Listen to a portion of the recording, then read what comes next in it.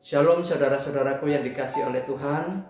Bagaimana kabar saudara semua pada hari ini? Khususnya kita sudah memasuki minggu pertama di bulan September ini. Mari kita lanjutkan pembelajaran Alkitab kita. Dan kali ini kita akan belajar dari kitab Yakobus.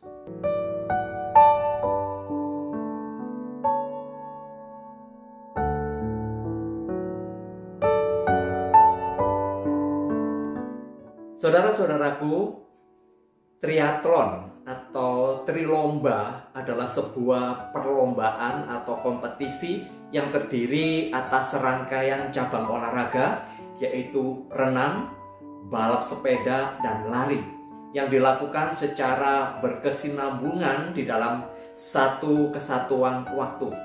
Tentu saja saudara, olahraga ini membutuhkan stamina yang kuat dan juga kebijakan diri di dalam mengatur stamina yang ada. Seorang atlet triathlon tentu saja saudara-saudara ingin menjadi pemenang. Namun saudara, yang lebih penting dari semua itu adalah bagaimana ia dapat menyelesaikan perlombaan ini sampai garis finish. Kehidupan kita bisa saya analogikan juga seperti perlombaan ini, saudara, yang pada akhirnya akan membawa kita kepada garis finish. Di dalam perlombaan ada banyak tantangan, khususnya masalah stamina. Demikian juga di dalam kehidupan kita ada banyak tantangan dan masalah yang terjadi. Yang kita perlukan adalah ketekunan kita untuk menghadapinya. Permasalahan yang kita hadapi dapat membawa kita, dan seharusnya saudara, kita banyak belajar melalui persoalan itu, menjadi sebuah pembelajaran tersendiri bagi kita. Sebab selalu ada makna di balik sebuah peristiwa.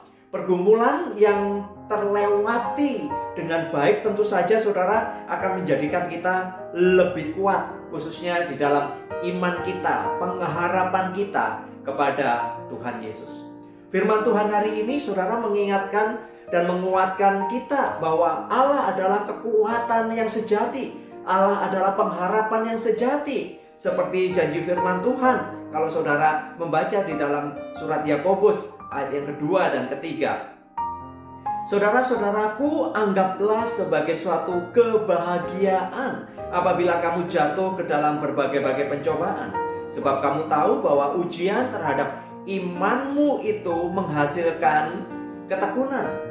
Maksud ayat ini adalah mengajak kita untuk mengambil satu tindakan secara tepat dan benar, yaitu bahwa di tangan Tuhan, dalam kuasa dan kedaulatannya, masalah atau pencobaan yang kita hadapi di dalam Tuhan dapat membawa kebahagiaan tersendiri di dalam kehidupan kita. Nah saudara, kebahagiaan yang dimaksud tentu saja bukan bahagia karena Anda mempunyai masalah. Bukan itu. Melainkan di dalam masalah yang sedang terjadi, yang kita hadapi, Tuhan adalah sumber kebahagiaan itu. Bahwa Tuhan senantiasa menyertai kita. Hal inilah yang membuat kita menjadi tenang. Hikmat Tuhan, hikmat Allah akan menolong kita untuk dapat melihat masalah dengan jelas. Maka hal yang paling diperlukan tatkala kita sedang memiliki masalah adalah relasi kita dengan Tuhan.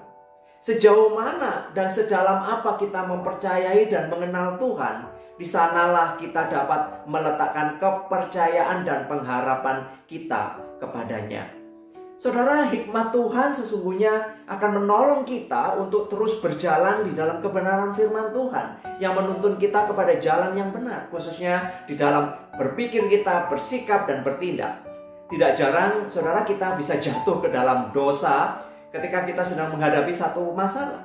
Hal ini terjadi karena kita lebih banyak mengandalkan kekuatan diri kita sendiri, mengandalkan kemampuan kita sendiri, bahkan mengandalkan pengalaman pribadi kita. Sesungguhnya hikmat Allah lah yang akan menolong kita belajar memahami rencana Allah, khususnya di balik masalah yang sedang terjadi. Tentu saja ini bukan perkara mudah. Ini membutuhkan kepercayaan, yaitu iman yang terus tertuju kepada Kristus. Yakobus 1 ayat yang ke-5 sampai dengan ayat yang ke-8 demikian. Tetapi apabila di antara kamu ada yang di kekurangan hikmat, hendaklah ia memintanya kepada Allah yang memberikan kepada semua orang dengan murah hati dan dengan tidak membangkit-bangkit, maka hal itu akan diberikan kepadanya. 6. Hendaklah ia memintanya dalam iman dan sama sekali jangan bimbang, sebab orang yang bimbang sama dengan gelombang laut yang diombang-ambingkan kian kemari oleh angin. Ayat yang 7. Orang yang demikian janganlah mengira bahwa ia akan menerima sesuatu dari Tuhan, sebab orang yang mendua hati tidak akan tenang dalam hidupnya. Jelas sekali saudara, mengandalkan kekuatan sendiri seringkali kita menjadi banyak bingung dan kita banyak kebimbangan. Justru disinilah hikmat di dalam perspektif Alkitab. Artinya apa? Adalah sebuah kedekatan diri kita dengan Tuhan. Permulaan hikmat adalah takut akan Tuhan, bahwa kedekatan dengan Tuhan menjadikan kita dapat semakin dewasa dan matang di dalam Tuhan. Analoginya mungkin seperti kita itu naik kelas, bahwa persoalan yang datang silih berganti membawa kita semakin bertumbuh di dalam pengenalan kita akan kasih Tuhan. Kedewasaan iman akan menuntun kita di dalam membedakan manakah kehendak Allah atau sesungguhnya itu adalah keinginan ego kita. Jadi saudara, ketika kita bisa melewati satu pergumulan, itu bukan karena kita hebat, melainkan karena Allah yang hebat. Oleh karena kuasanya kita diberikan kekuatan. Alkitab kita, saudara, memberikan judul untuk bagian ini, yaitu iman dan hikmat, yang membawa kita kepada sebuah pengertian bahwa progresivitas kita, pengenalan kita akan Allah sesungguhnya akan dapat menolong kita di dalam menyikapi setiap pencobaan. Khususnya di dalam masalah-masalah yang terjadi, pergumulan-pergumulan yang mendera kehidupan kita. Dengan hikmat Tuhanlah saudara kita belajar untuk menyerahkan semua kepada Tuhan. Masalah atau pergumulan dapat datang kapan saja dan menimpa siapa saja. Namun bagaimana seseorang menyikapinya tentu tidak sama. Ada orang yang panik, stres, berat, depresi, bahkan ada yang bunuh diri. Namun iman dan hikmat Allah lah yang akan menolong dan menuntun saya dan saudara untuk tetap di dalam pengharapan, sebab di dalam Kristus memiliki pengharapan. Itu adalah pengharapan yang pasti dan pengharapan itu tidak sia-sia. Bertahanlah saudara di dalam menghadapi pencobaan. Bertahanlah, karena apa? Ketika kita mendasarkan semua kepada kasih karunia Tuhan, yaitu Tuhan Yesus Kristus, di sanalah kita akan beroleh kekuatan.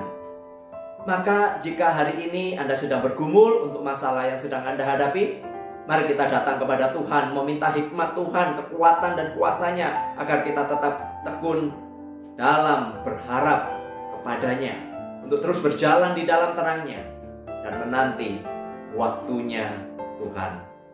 Mari kita mengambil waktu untuk berdoa.